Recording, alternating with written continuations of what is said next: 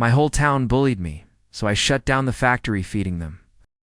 I never had a chance. In a town like mine, appearances were everything. Not kindness, not integrity, just appearances. We were tucked away in the middle of nowhere, a conservative little town that worshipped the idea of moral purity and weekly church attendance more than actual human decency. It was the kind of place where everyone smiled with clenched teeth, where every household had secrets buried just below the surface, and God help you if you looked like one of those secrets brought to life. And that's exactly what I was. You. See, I'm a rape baby. My mother was taken in by her uncle and aunt after she lost her parents young. Her uncle was a prominent figure in the local church, someone respected and feared. So when he, along with a few of his equally holy friends, began abusing her, no one said a word. No one wanted to. When she got pregnant, it was somehow her fault. The narrative shifted overnight. Suddenly she was a temptress, a sinner, a girl who seduced righteous married men. She was cast out, ridiculed, abandoned, and she stayed in that town for reasons I still can't understand. And then I was born. Out of wedlock, no father. The living, breathing proof of a scandal nobody wanted to admit had ever happened. They branded me with shame before I could even speak. My earliest memories aren't birthday cakes or playgrounds. They're whispers behind hands, cruel stares at church, kids told by their parents not to sit next to me. My mother, broken and ostracized, did her best, but she was barely holding on. Her shame wasn't just hers anymore. It was inherited. Mine. By the time I was old enough to go to school, I was already hated. The teachers were part of the same sick system. They looked at me with pity at best, disgust at worst. I was called names to my face and behind my back. Sometimes I'd come home with bruises. Sometimes I didn't go home at all. No one helped. No one cared. Eventually, I stopped trying. Embraced it. The outcast. The trenchcoat kid. The freak. I thought were going to treat me like a monster. Fine. I'd play the role. It was safer. That way, it gave me a shield. It gave me control, or at least the illusion of it. But there was one tiny light in the whole rotting mess. A distant aunt. She was the black sheep of the family. Barely visited. Barely spoken of. But one day she showed up out of nowhere and gave me the first act of kindness I'd experienced in years. She saw me, really saw me, and when I graduated somehow, miraculously, with decent grades, she helped me get out. She found a college in the city, paid the deposit, set things in motion. My mother died shortly after, drank herself to death. I didn't even cry. It's not because I didn't care, but because I think a part of her had died long before that final breath. She left me a life insurance policy, probably the only responsible thing she ever managed to do in that nightmare of a life. That money, along with my aunt's support, gave me a chance, a real one. I left that town behind like a bad dream and stepped into a world that actually made sense. The city didn't care about my origin story. People were rude, yes, but at least their cruelty wasn't dressed up as divine righteousness. I got therapy. Slowly, I began stitching together the wounds that town had left in me. I started building a life, a real life. I told myself I was done with them, but I wasn't. Not really, because something like that, it never truly leaves you. It stays buried just beneath the surface, waiting, watching, sharpening itself on every success, every promotion, every person who finally sees your worth, waiting for the right moment to strike back. If you've never grown up hated, it's hard to explain what that does to you. Not disliked, not bullied occasionally, hated by everyone. Teachers, classmates, even neighbors who'd never said a word to you but spat on the ground when you walked by. That was my normal. There's a certain point where the abuse stops being surprising and just becomes routine. You brace for it. You learn to anticipate every cruel glance, every muttered slur, every shove in the hallway. I knew the names they whispered behind my back. I knew what they thought I'd become. A criminal, a deviant, someone just like my kind. A curse passed down from mother to child. And honestly, for a while, I believed them. There were moments. I'd sit in the bathroom stall at school, lights flickering above me, wondering if maybe they were right. Maybe I was broken. Maybe I really didn't deserve better. But even then, even at my lowest, there was a fire in me. A tiny one. Weak and starving, sure, but alive. And that little spark kept whispering, "Get out. Just survive. You'll show them." So I did. I survived the beatings, the humiliation, the loneliness. I became quiet and calculating. I studied harder than anyone else, not because I wanted to succeed, but because I knew that knowledge was my only ticket out. Every test I passed was another crack in the walls of that town. Every good grade was a middle finger to the people who told me I was destined to fail. But still, it wasn't easy. There were nights I came home to find my mother passed out drunk on the kitchen floor, mumbling nonsense through cracked lips. She barely worked, barely functioned. Her own family, those same monsters who abused her, still held influence in town, but they pretended she didn't exist. She was a ghost to them. And I was the ghost's shadow. No wonder I turned inward. I started keeping notebooks full of plans, fantasy scenarios where I'd burn the town down, where I'd rise to power and make them all bow. Most kids doodled superheroes, sketched revenge, but I wasn't dumb. I knew nothing could happen until I left. Then came that distant aunt. I still don't know why she helped me. Maybe she saw something in me. Maybe she remembered what it felt like to be hated. Whatever it was, she showed up right when I was on the edge. When everything felt like it might collapse, she offered a path out. It wasn't some dramatic rescue. No one rolled into town with a moving truck or fought the church elders to defend my honor.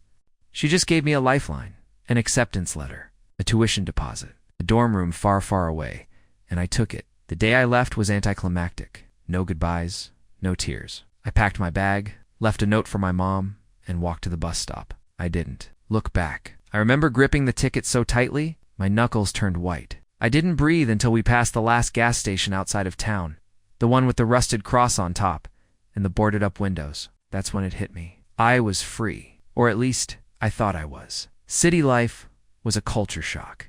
The noise, the chaos, the fact that no one cared who I was or where I came from. It was terrifying at first, then exhilarating. For once, I wasn't the outcast. I was just another student, a blank slate. I found a therapist, someone who actually listened to me instead of labeling me, started unpacking the trauma bit by bit, started living. But healing doesn't erase the past. It just puts it in a cage. And the thing about cages, they don't always stay locked. I kept tabs on the town, not obsessively at first, just the occasional search, a glance at the local news, a few social media profiles. It felt like peeking into the life of someone I used to be, someone I didn't quite recognize anymore. Every time I saw one of their faces, a teacher, a bully, a church member smiling with their perfect family, something inside me twisted. They had moved on. They were happy. They had careers and spouses and barbecues, and I couldn't stop thinking, they don't deserve that. Not after what they did. Not after everything they let happen. I buried those thoughts for a while, focused on my career, kept building, kept climbing. Deep down, I knew one day I'd get my shot. One day I'd be in a position to do more than just escape. I'd get to make them feel what I felt. And when that day came, I didn't hesitate. By the time I was in my early 30s, I had carved out a respectable life for myself. The kind of life no one from my hometown ever expected me to have. I had a job with a high-end international firm. We specialized in solving difficult problems for companies, often from the shadows. I was what they called a consultant, but not the kind that gives pep talks and writes motivational PowerPoints. I dealt in operations, analytics, and sometimes downsizing. I'll be honest, that part of the job never sat entirely right with me. Downsizing meant people lost jobs, people I'd never meet, people with families. I rationalized it. I told myself that if I didn't do it, someone else would. That I could at least try to handle it fairly. Find the least destructive outcome.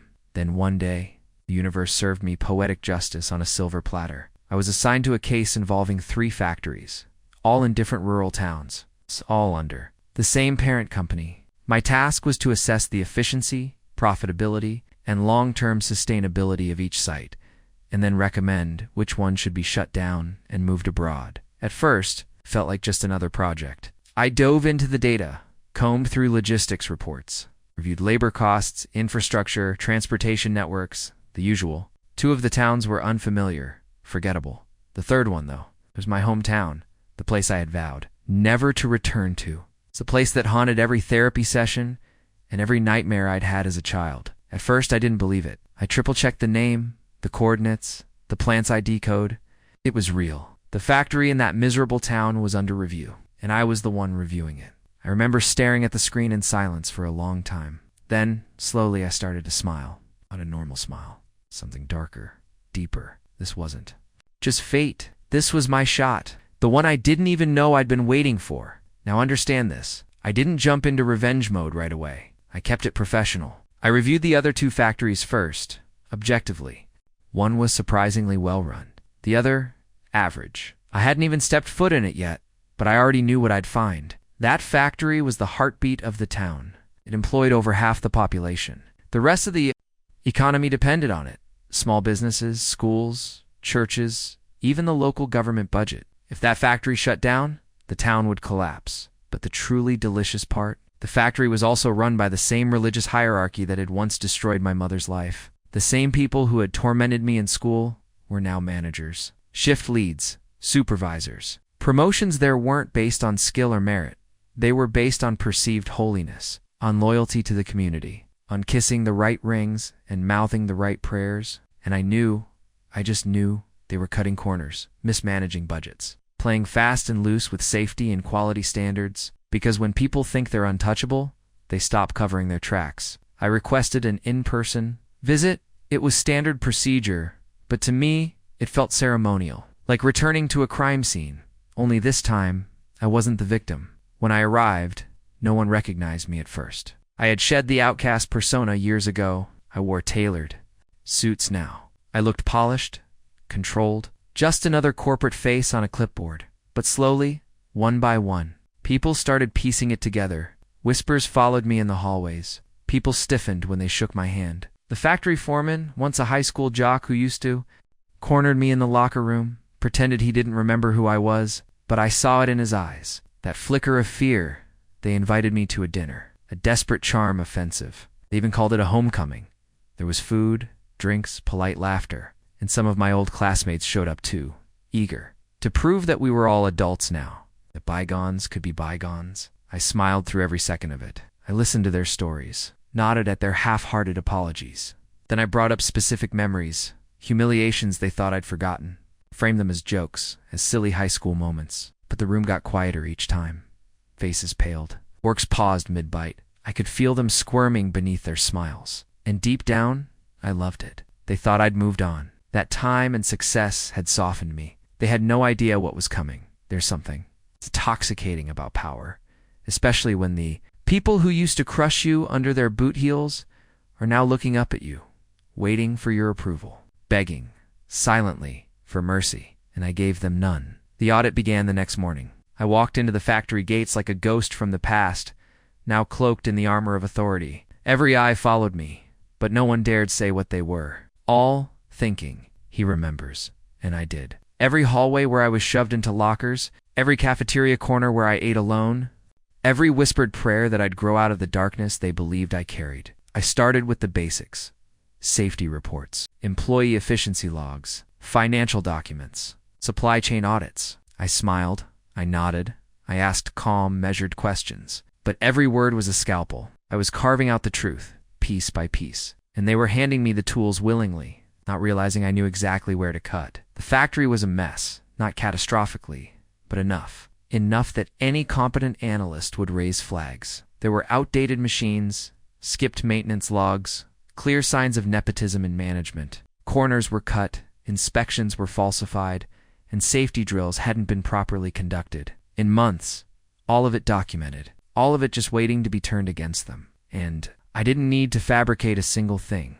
What made it so satisfying was how easy they made it. They thought I was just some neutral outsider, or worse, a hometown boy who would protect them. They bent over backward to impress me, fawning and posturing and throwing around Bible verses like currency. They gave me tours, introduced me. 2 employees, like we were filming a feel-good documentary. The more they smiled, the more I documented. The more they bragged, the deeper I dug. One afternoon, I interviewed a mid-level supervisor, a woman, who had once slapped my books out of my hands in 6th grade while laughing with her friends. She didn't recognize me, told me how they were like a family here at the factory, how important the community was, how proud they were of their moral backbone. I asked if they kept records of overtime compensation. She fumbled. 2 days later, I found payroll manipulation so blatant it could have been written in crayon. Managers clocking in for ghost employees. Safety bonuses never paid. Fines quietly erased for trusted workers who showed up drunk or left early after Bible study. Everything justified in the name of community harmony. They weren't just mismanaging the factory. They were robbing it blind. And I had receipts by the end of the week. I had a dossier so damning it practically wrote itself. But I wasn't done. I wanted them to feel it coming. At the farewell meeting, just a polite formality, they hosted another small gathering. Same faces, same awkward nostalgia. They toasted me like a hero. It's a hometown kid who had made it big and might now save the town's future. I thanked them warmly. Told them how enlightening the visit had been, how complex these decisions always were. Then, with the sweetest smile I could manage, I said, "You know, it's funny. When I was younger, I used to wonder if the town ever saw me as a burden. But being here now, I realized the real burden was never me. Silence." One guy, someone who used to spit in my direction between classes, laughed a little too loudly, trying to pretend it was all a joke. The others just stared, unsure if they'd heard me right.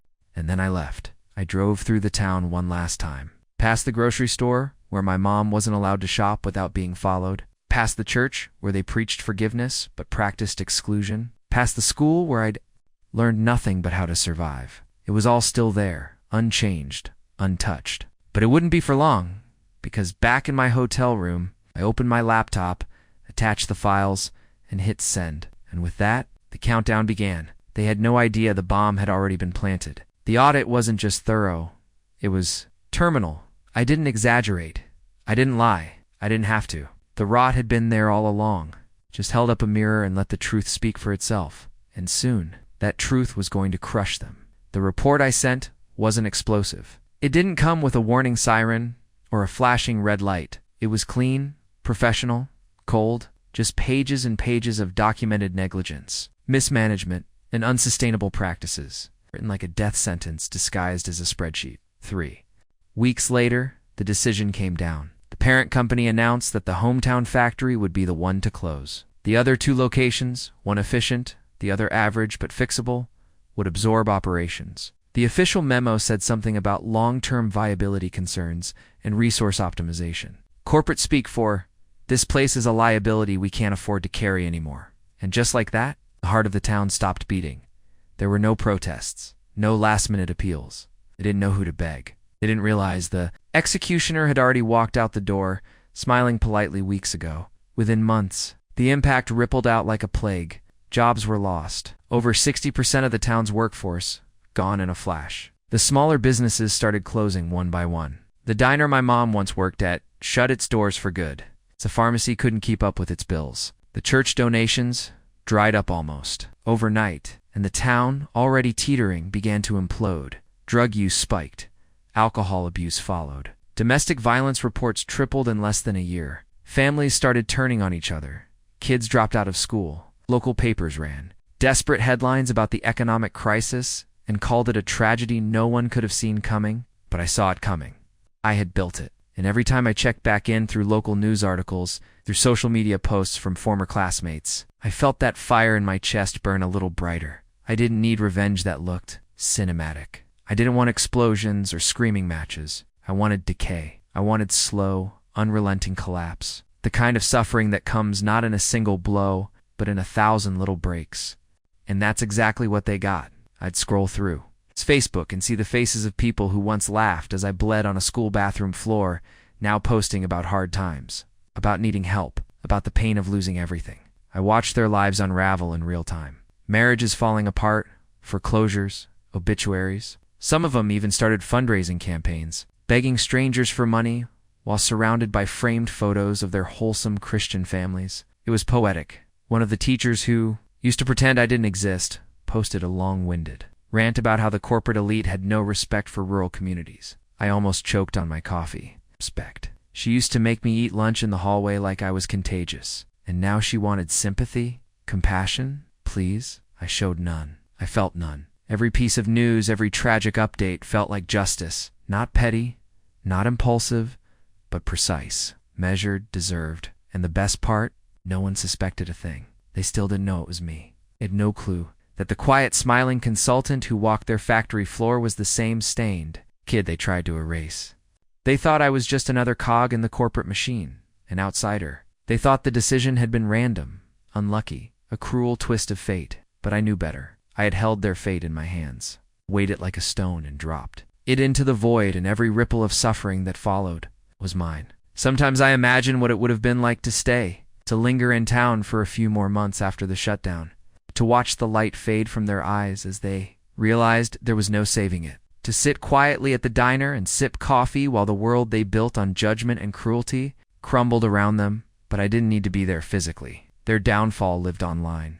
I revisited it whenever I wanted, like watching reruns of a favorite show, one where the villain finally wins, One where justice isn't clean or merciful. But total? I don't know if what I did makes me a bad person. It probably does, at least by normal standards. The kind of standards people from that town loved to cling to. The kind of morality they used as a weapon, always with a smile and a scripture to back it up. I used to wonder about right and wrong. Used to question whether I was becoming the very monster they tried to make me out to be. Not anymore. Because the truth is, I don't feel bad. It's not even a little. They taught me. That shame was something I had to carry. It's that I was born into it. That I didn't deserve love or kindness or a future. And when I finally got the power to rewrite that narrative, to throw it back in their faces and let them drown in their own hypocrisy, I did it without flinching, and I would do it again. I know how that sounds.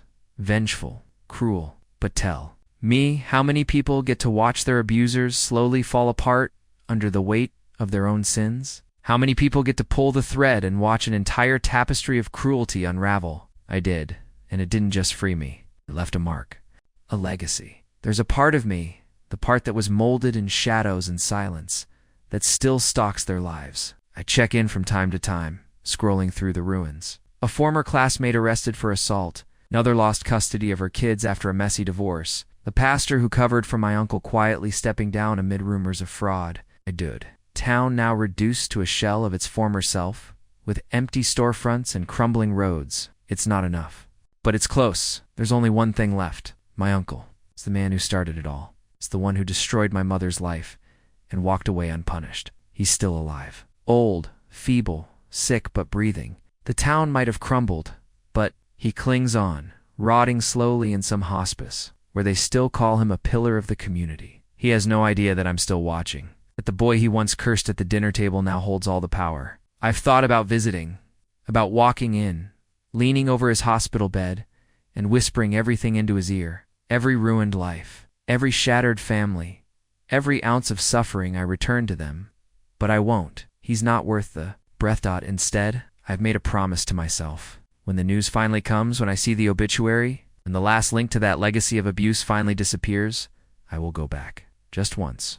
Not for closure. Not for grief. For justice. I'm going to walk to his grave. Stand over the fresh dirt, the phony flowers, the polished headstone they'll erect with lies etched into it. I'll look around at whatever's left of the town, the buildings, the people, the ghosts, and then I'll piss on his grave. That's it. No grand speech. No theatrics. Just a final act of defiance. What?